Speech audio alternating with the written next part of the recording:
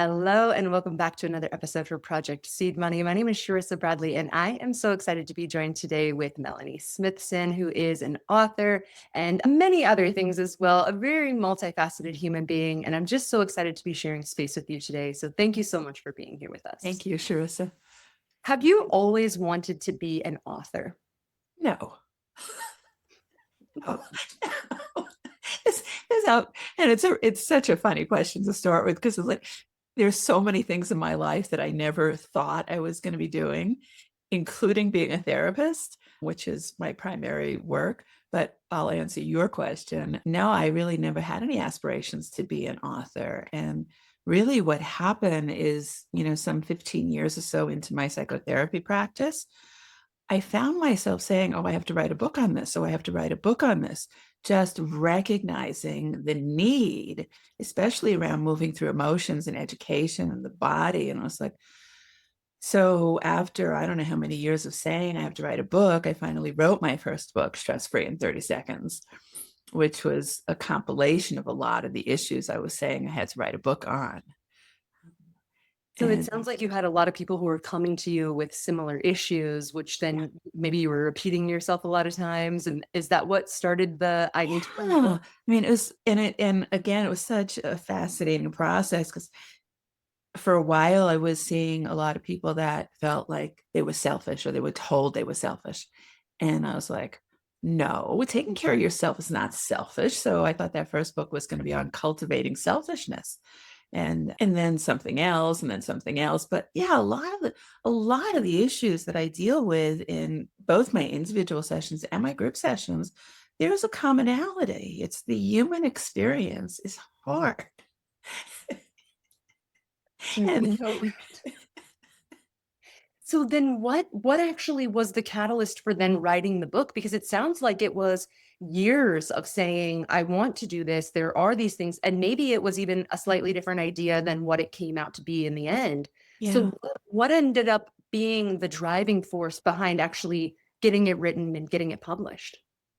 Well, there was a point when I really, felt like I wanted to write a book because there was so much that was moving through and so much that I felt like I had to share. And I actually wound up doing a workshop with Jack Canfield where he had us do this exercise where he had us yell at ourselves about something that we were mad at ourselves about. And I had no idea how much vehemence there would be when I started that. I was like, what the hell is wrong with you? You've been saying you're going to write this book for 10 years, right? That moment where we just get sick of ourselves, that's really a Exactly. catalyst. Exactly. So after that, it was probably 6 months before the book was actually it was published. I mean, it was fast once I started moving. So what route did you end up taking for publishing? Did you I self? self-published. Okay. Yeah.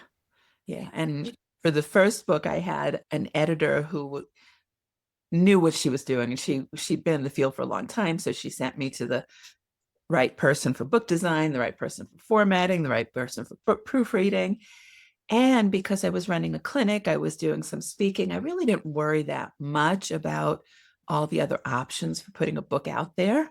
So, in some ways, that book, I can't say it was easier because I've been telling people writing a book on stress was the most stressful thing I ever did. But 10 years later, it doesn't feel like it was as hard as this book.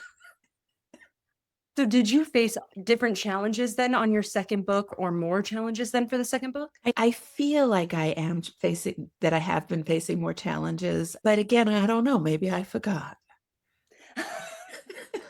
It's just in the past. And so it's It's done. over 10 years ago. Yes. And I often find when we don't know what we don't know, sometimes that can be easier to be naive, right? We say ignorance is bliss. Maybe your first experience was more blissful because you didn't already know the experience. I wonder, did you face any self doubt with either of your books? No, No. no, no. And it's interesting because the blissful part of both books for me is in the writing. I love writing and I love the material that comes to form. And I feel in the writing, in the material, that is where my expertise comes through. It's more the editing, the cover design, the blurbs, the production, all of that, where it's like, this is outside the scope of my practice. But it sounds like you don't have any problems outsourcing that. And there are people who know how to do those things backwards and forwards, and they can help. So did Yes. you utilize a lot of services? Yes. Yes. And some worked out better for me than others. Certainly, Yeah. certainly. And then on this second book, are you self-publishing this one as well? Yes. Yes. And have you built some more confidence around that whole process, having been in it No. for a while?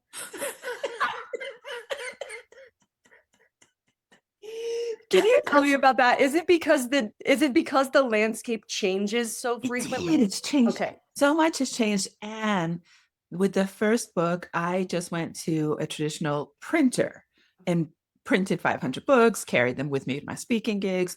And now I'm doing print on demand. So I've got to upload to KDP and upload to Ingram and get the copyright. And so it's just like this learning another business.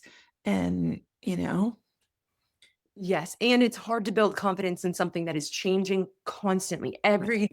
At least once a month, I get an email from IngramSpark. We changed this. At Yes. least once every few months, I get an email from KDP that's Yes. like, we're changing our print prices. We're changing the way things are ordered. So you couldn't stay on Right. top of it if you Right. wanted to. Right. I was just having a conversation with a friend who's also just published, and she actually was thinking that her books that were being pre-ordered were going to count on launch day. And it's like, no, that's not true. And she's like, oh, you said no. So 7 months ago, Kate, that changed on Amazon.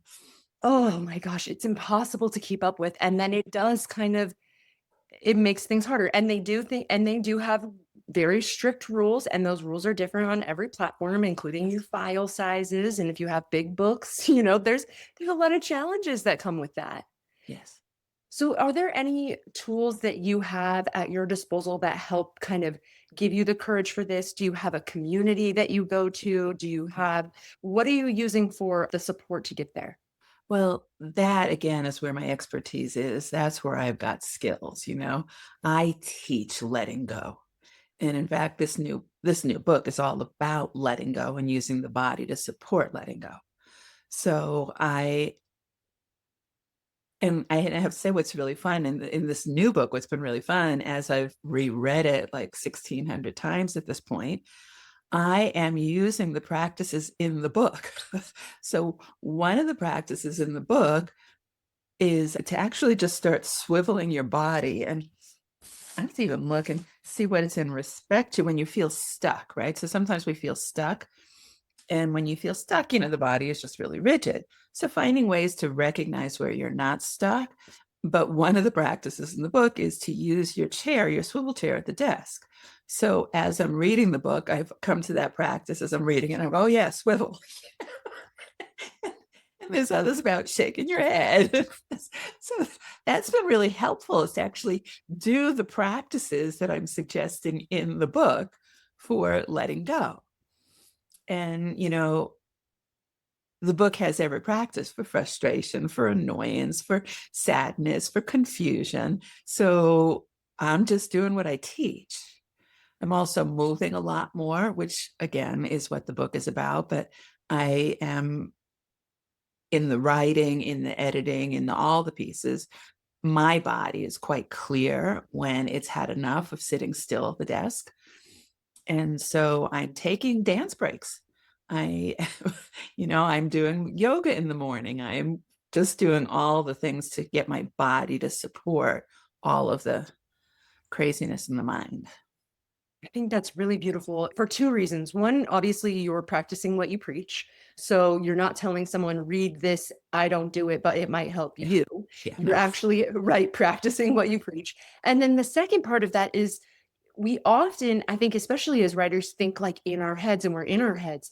And Yes. when you get stuck Yes. here, for me, as I'm listening to you, I think I'm stuck here, but Right. really I'm stuck everywhere. And so doing Right. that movement, that actually is going to like physically move you out of the energy. And I think that's so cool. Yes. Yes. And it's Beautiful. interesting. I was working with a client a couple of weeks ago, And she just made a comment about, I feel like I can't get my head on straight. And with that kind of comment, which we all can relate to, the tendency is to try and figure things out, like, where am I, And what I suggested that she do in the moment is to just, hey, maybe your head's not on straight. Let it not be on straight. And when you lean into what's present, that's where it can transform. Mm. So this is the premise in all psychotherapy, is meet the client where they're at. And if we could all learn that in therapy or not, to meet yourself where you are, what's here right now, and let that move however it wants to, because it will sequence to completion into something else. Beautiful. Yeah. What an interesting thing to come up. Thank you so much for sharing that. I feel like Yeah. we're getting not only nuggets when it comes to like writing and being an author, but how do we move out of that space, meeting yourself where you're at? I think that's very kind and very Right. graceful to not say, oh, I need to be somewhere else, but rather, where am I now? Right. And move through that. I think that's so beautiful. So that is what this second book is about. And this second book is coming out in the early new year. Is that correct? Yes. That's amazing. Do you want to share a little bit more? I mean, you've kind of shared a bit about the book a little bit, but maybe the synopsis of Yeah. this book that's coming out. Yeah. So this book really started as a guide to letting go. I've been teaching letting go for many, many years now. And understanding that letting go is not just, oh, yeah, I don't care about that, and pretending like everything is fine and moving on, but moving through where we're stuck so that it can complete itself and really let go so that the next thing can arise.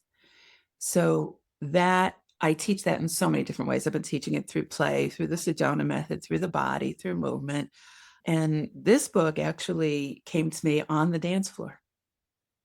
So while I'm dancing, which is, my place, my therapy, and the type of movement I practice is conscious movement, 5 rhythm specifically these days. But in that practice, we tune into where we are right now. And as I do that, as I'm on the dance floor, a million different things come to my mind, and a million different ways to let go started to show up in the dance. So as I'm dancing, I'm like, oh, this is the next book. How to use movement to let go. And so this book has become that. And even more, I'm really recognizing now that this book is for all of us, for anybody in a body. But I really want therapists and coaches to start going deeper into the relationship with the body. My teacher in somatic psych 25 years ago said that she thought practicing therapy without the body was going to be unethical in 20 years. And I think we're starting to see it. I think people are starting to recognize that talking about your issues only goes so far. It doesn't always, it doesn't usually get the resolution. So I'm pretty passionate about changing the course of therapy. But where it also gets me excited is in my spiritual practice. I also teach Course of Miracles. It's like, how do I stay connected to all that I am beyond the body? And letting go is the way to do that. So, one of the things I wrote in the book, in Michael Singer's book, Living Untethered, which is one of my favorites, he talks about how we get wrapped up in the objects of consciousness. So, something arises. Oh, what's here now? What's here now? What's here now? We get so caught in this and we miss the background of what's really here, the source. Letting go is how we reconnect to source. So this book for me speaks to everything that I'm passionate about. It speaks to getting back to that which I am. It speaks to moving it out through the body. It speaks to, being silly and not making such a big deal about all of our issues, because we've all got them. Yes, like you mentioned before, the human experience. If we're in a body, we experience all of those range of emotions, all of that Yeah, feeling of I've never met a single person who didn't at some point say they felt stuck or frustrated or angry or sad or any of right. these things. So I absolutely love what you're doing. And I completely agree. I did try doing talk therapy for like 10 years and I only ever walked out with panic attacks. I never felt relief until I found a somatic practitioner and we worked together for 5 years and we found the places and we moved through it so that I was able to now be able to be this person who has a front running personality. I couldn't speak more highly of the practice. I think it's incredible. And I love that Yeah, you put it in book form. So now it's more accessible. yeah, yeah. And there are a lot of books on movement therapy and somatic therapy, but so much of it is targeted at trauma. And yeah, all things kind of fit under the trauma term, big trauma, little trauma. But a lot of people don't relate to that. And it's like, no, I just want to know what to do with being pissed off at my mother-in-law for doing this, this, and this. Yeah. Well, like where are the practical skills for everyday life that you can use for yourself that you don't need to be in therapy for? Not that I am not a huge advocate of good therapy, True. but yeah, I think, one of the questions I ask my clients in my group, sometimes I come back and ask myself, if there was one thing you could change about the world. And I mean, I have a lot of things, but I think the top thing would be teach children how to feel their emotions at a young age. I think so many of the problems in the world today would be alleviated if everybody knew how to feel their feelings. Without getting terribly political, most of the bullies in this world don't know how to feel a feeling. Yeah, I would completely agree to that because if we're locked out, a lot of that is going to end up in projected, spewed kind of craziness without really ever realizing that storm is coming from them. Yes. Yeah, I couldn't agree more. That's so beautiful. I do want to ask, even though we are talking about the new book, if you could share a slight bit about your first book as well. I know there's tons of value there, and I Yeah. would love for my audience to be able to access this information that you're giving away. Yeah. So I'll just say again, the book is Stress Free in 30 Seconds, a slightly irreverent approach to navigating life's challenges. And that book actually moves through a lot of the same things that this new book moves through in terms of going through how do we navigate thoughts, feelings, habits.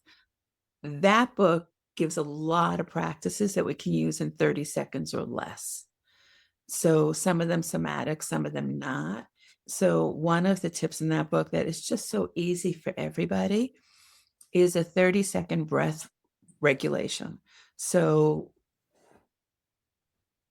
when our breath gets dysregulated, we get dysregulated. And when we're taking it a lot, we tend to be doing a lot of inhale. And the world we get overwhelmed because of so much inhaling. And when it's too much, well, we're trying to put stuff out. So stopping and breathing for 30 seconds, focusing on like 5 seconds of inhaling, 5 seconds of exhaling, and then pausing for 5 seconds. And that's 15 seconds. So you can actually do it twice. And just that balances the system, kind of brings us back to center. One of the practices actually in both books, one of my favorite practices is simply to shake. Shaking actually dysregulates the system so that it can re-regulate, but and bouncing, shaking and bouncing. I discovered quite by accident that when you bounce, it's really hard to hold on to a thought. So for those thoughts that don't want to stop, you start bouncing your body and it's like, oh wait, what was I thinking? That's such a And great hack. you can also do this in your mind. You can imagine bouncing your thoughts. So if you're in a meeting and you really can't start bouncing or don't feel comfortable doing that, you can imagine doing it or swirling them in your head. So all these practices just to shake up what is, it's like we live in a society that is so focused on this. And this does not support well-being. So how do we expand beyond that? Yeah. The I first book, Stress Free, also has a lot of coping strategies, how to use play to regulate the self, and how do you stay motivated? What do you do when you're not motivated? That's beautiful. I love the practicality behind it. It's not just words. These are actions you can take to Yeah, immediately in 30 seconds yeah, get out of that place that you were in. I think that's yeah. incredible. And that book, I used to do workshops on stress, but what I found was that the stressed people didn't make the time. So I really started focusing on how can you help yourself when you don't have a lot of time. Yeah, and that's all of us because really the world that we're living in is just it's meant for you to be two people at all times. At And if you least. can't, then who cares if you sleep, right? And that's really what it comes down to. So I think that's really incredible. We need those 30-second practices. And I love that you even gave an example of you're stuck in a meeting, you can't do this. Okay, we'll bounce in your head because we do have to change the physical situation that's going on. I think that's Yes. incredible. Yes. So could you please tell everyone where they can find you, where they can find the first book, and I know the second book will be out in January, which this interview is coming out of the second week of November, so it'll still be another 2 months before the book comes out, but you do have a pre-order, I believe. Pre-orders will be available. Yes.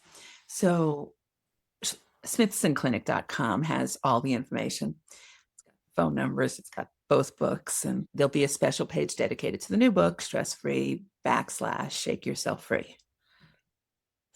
Beautiful. That's so easy. And I'll make sure to have that in the description as well. I just want to ask one last question. If you Mhm. have any advice or encouragement for my audience who's female authors, they're sitting on the fence, maybe they're scared, maybe it's a resources thing, but is there anything that you can say to inspire them to just keep going? Yeah. Well, there's a couple of things I want to say. One of the things I realized the other day when I was being asked about writer's block is writer's block is a lack of inspiration. And along the same lines of what we've been talking about, rather than trying to push yourself through that, look for what inspires you. So for me, that's dancing, it's playing with the dog, it's going outside, Stop trying to push through what doesn't want to be pushed through. Go outside that. The other thing that I'm also realizing for myself that I think all women can pay attention to is the act of writing a book and putting it out in the world is an act of discipline. It's an act of persistence. It's an act of courage. These are not things that I typically will define myself as. I have a lot of other things, non-judgmental, compassionate, kind, all of that, but persistence and, dedicated, so recognizing that we are developing skills, and especially I know there are a lot of women later in life that are just starting to do this. It's like developing skills later in life is harder than developing skills earlier in life. And you don't have to do it. And I think that's also something that's worth reminding ourselves of. It's like, I don't have to do this. Because as soon as you say I have to, it creates resistance. So finding the I want to and why I'm doing this and what I'm passionate about, why am I putting myself through this hell? I think that's important to remember and take breaks when necessary. I mean, the world is not going to end if the book comes out in January instead of December. It's just not. So all those unnecessary timelines and pressures. A little bit of this. Leave it. That's so beautiful. Thank you so much. Thank you for sharing some time with us and your wisdom with us. I'm so excited for your new book to come out. I just think that the world needs this, especially now. And I'm just so grateful for your time. So thank you for being with us today. Yeah, thank you, Sharissa. Thank you so much for joining me on another episode for Project Seed Money. Please don't forget to like and subscribe. It really helps the channel. And I will see you with another interview next week.